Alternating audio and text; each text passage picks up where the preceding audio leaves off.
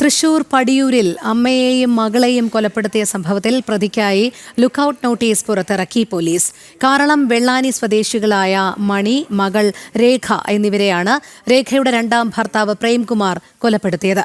കോട്ടയം സ്വദേശിയായ ഇയാൾ 2019 ഉദയംപേരൂരിൽ ആദ്യ ഭാര്യ വിദ്യയെ കഴുത്തറുത്ത് കൊലപ്പെടുത്തിയ കേസിലും പ്രതിയാണ്.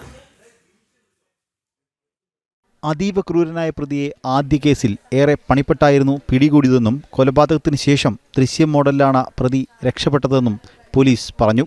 തന്റെ ഫോൺ വടക്കേ ഇന്ത്യയിലേക്ക് പോയ ട്രെയിനിൽ അയച്ച ശേഷമാണ് അന്ന് പ്രേംകുമാർ രക്ഷപ്പെട്ടത്. കഴിഞ്ഞ ദിവസം പടിയൂർ പഞ്ചായത്തിന് സമീപമുള്ള വീട്ടിൽ നിന്നും ദുർഗന്ധം വന്നതിനെ തുടർന്നാണ് മരണവിവരം പുറത്തുവരുന്നത്. അയൽവാസികൾ മണിയുടെ മറ്റൊരു മകളെ വിവരം അറിയിക്കുകയായിരുന്നു.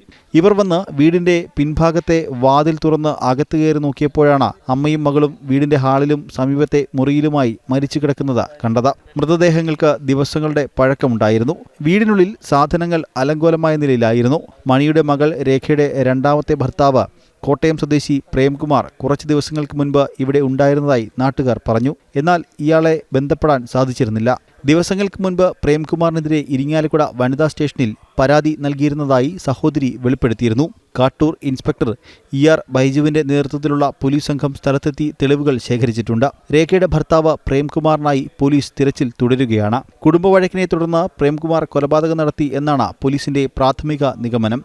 കഴുത്ത് ഞെരിച്ചോ ശ്വാസം മുട്ടിച്ചോ കൊന്നതാകാം എന്നാണ് കരുതുന്നത്. ജനം, തൃശൂർ.